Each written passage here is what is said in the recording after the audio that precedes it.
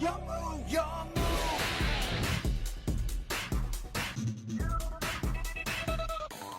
What's up guys, it's Rogue here and welcome to another amazing video on the channel. So as you can see by the title of this video, the Fire Kings are making a return. However, instead of a budget build, we now have a fully meta build. I'm talking we're playing forward losses, we're talking dominus impulses, so budget isn't in the question for today's video. However, I do hope you still like this version of Fire Kings. I have done some testing with it. It seems very strong, and I think it is very under the radar this meta. It got such a big boost from the ban list. No Dweller, One Shifter, and Razor and Malice are sort of weakened as well. Absolutely amazing for this deck. So if you are new around here, make sure to smash that like button, subscribe down below, and comment what is your favorite Fire King card of all time. Mine is Ponix. Also, make sure you find out my hidden video in April that has a giveaway at the moment. It takes about 15 seconds to join, so make sure you do that as well. That's enough from me. Let's get straight into the deck profile. So, starting off with this deck profile, we're going to start off with triple Fire King Courtier Volcanics. Now, Volcanics is a fantastic card because not only is it a starter, but it also helps extend our plays with her destruction effect. So if you don't know what Volcanics does, on normal or special, it's going to be able to destroy one other fire monster in your hand or face-up field, and then add a fire, beast, beast warrior, or winged beast monster from your deck to your hand. Then you can make this card's level the same as the added monster. Now this is really good because the Fire King monsters like Ponix or Garunix will actually trigger when added to the hand. Meaning you can search Ponix and immediately special Ponix as it sort of sees the fire monster be destroyed, which is really cool. Then if this card is destroyed and sent to the graveyard, you can special summon one Fire King High Avatar Garunix from your deck in defense position. Now this is the OG, which isn't good. However, it is a free level 8 body, so we do play one copy. And it really helps when you are going first or when you want a Garunix pop. Destroy this from deck and then you get an extra body just like that. So we do play triple Volcanics at it, as it's pretty much our best starter alongside the triple legendary Fire King Ponix. Now Ponix has the ability to special summon itself if a fire monster is destroyed by battle or card effect. And on summon, normal or special is going to be able to add a Fire King spell or trap from your deck to your hand.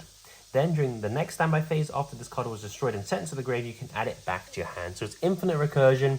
You can basically get Fire King Island, destroy Ponix, get Garunix, and then Ponix will add itself back during the next standby. So this is a very grindy engine, but it's very powerful as well. I think Fire King, as I said in intro, is a deck that's being overlooked at the moment. It got a lot better with the ban list because there's no Dweller and 2 less shifters it has to worry about. So for another 3 of, we have triple of the Fire King High Avatar Kirin. Difference between OCG and TCG is I think in the OCG this might be at 1 or 2. Here it's at 3. And for good reason, because it's basically used as a way to dodge targeted negation. So imperms, we have Veilers, random other things like Crystron Cluster that targets the pop as well. We can dodge it, although it's not even that bad. But if you really want to dodge it, you can. And this is all because of this card, Fire King High Avatar Kirin. So during the main phase, if this card is in your hand, you can on a quick effect destroy one other fire monster in your hand or face-up field and special summon this card. That is a really good effect. However, its second effect is arguably a lot better. If this card is destroyed and sent to the grave, you special summon a Fire King from your hand or graveyard except itself, then destroy one card on the field. That doesn't negate effects. And it's absolutely insane when you can bring back your Arvata, because that's basically just bringing back the monster negate. And it's permanent as well, unlike Arvata. So an amazing card. And you get to destroy when it reborns as well. And it's non-targeting. So really nice. For the Garunixes, we have double of the Sacred Fire King Garunix and 1 of the Fire King High Avatar Garunix. Now, as I said, you just summon this off the Volcanics. It does have an effect, which I will read. Once per turn during the next standby phase after this card was destroyed by card effect and sent to the grave, special summon this card from the grave and destroy all other monsters on the field. This is a mandatory effect, so if it does meet the activation requirements, you do have to activate it. And if it's destroyed and sent to the graveyard, you can special summon a Fire King monster from your deck. So yeah, just keep that in mind. It's alright. It's just you have to play it because Volcanics can only summon this. And then we have the Sacred Fire King Garunix, which is really cool. Because if a monster that was originally fire is destroyed by battle or card effect, you can special summon this card from the graveyard or hand. So with this, you can infinitely bring it back, which is really nice. And then it will be able to, on normal or special, destroy a fire, beast, beast warrior, or winged beast from the hand, deck, or face-up field, and it gains the attack. So you can basically just destroy one from deck, usually a Kirin, reborn something, pop something, and continue your plays from there. For the other Fire Kings, we play the 1 Arvata. This is our monster negation. We play 1 because he's searchable, very searchable, and we can always bring him back with a Kyrian if we dump him to the graveyard. When he is destroyed, he can also reborn a monster. However, its effects are negated and it is destroyed during the end phase, so do keep that in mind. But he is our monster negation by destroying one other fire monster in your hand or face-up field. And I also actually play 1 of the Fire King Arvata Rangbali. Now, I really like Rangbali because there's a lot of spell and traps at the moment that you want to sort of stop resolving.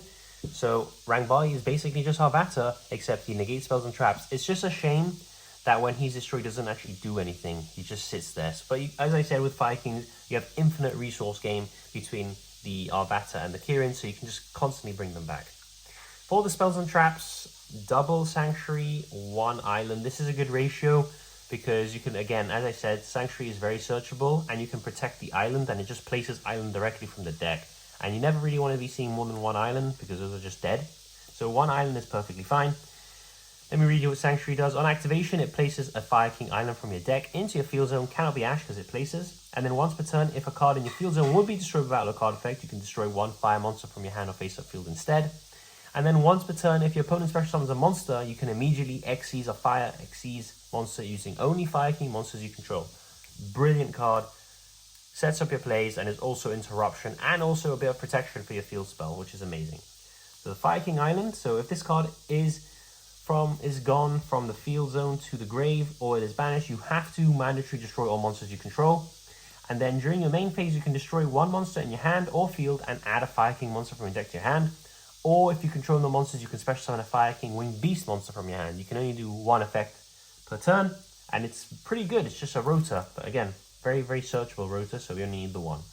For the spells, probably my favorite card in Fire Kings. I absolutely love this card. Fire King Skyburn, 2 copies of it. It's a quick play spell that targets an equal number of Fire King monsters you control and cards your opponent controls and destroys them, which is amazing to search for interruption because remember, all your Fire Kings, or most of them, are going to be getting bonus effects when destroyed, or it's going to be triggering other things to basically get you advantage. And then if a Fire King card you control would be destroyed by card effect, you can banish this card from your graveyard instead. I really love this card. It's absolutely amazing. Going second, it's just so good. It also acts as like another way to dodge targeting effects. I absolutely love it. And I also play 1 Circle of the Fire King since this is a pure build. And this just really helps for OTKs and again for dodging things. And it now comes in QCR thanks to Rarity Collection 4. So target a fire monster you control and 1 in your graveyard. You basically destroy the 1 on the field and summon the 1 from grave. Really, really useful with stuff like Garunix in the grave because you can reborn something and that will trigger Garunix because a fire monster was destroyed. Moving on for the hand traps here.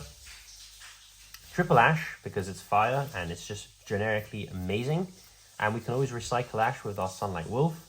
Triple Veiler, non-once per turn effect negation is always Pog. Just be wary of triple Tactics Talent and stuff like that. We have triple Full Loss. I apologize for the proxy. I'm currently poor, but I am saving up to have the QCR Full Losses, hence why I haven't got any at the moment. But this is Full Loss.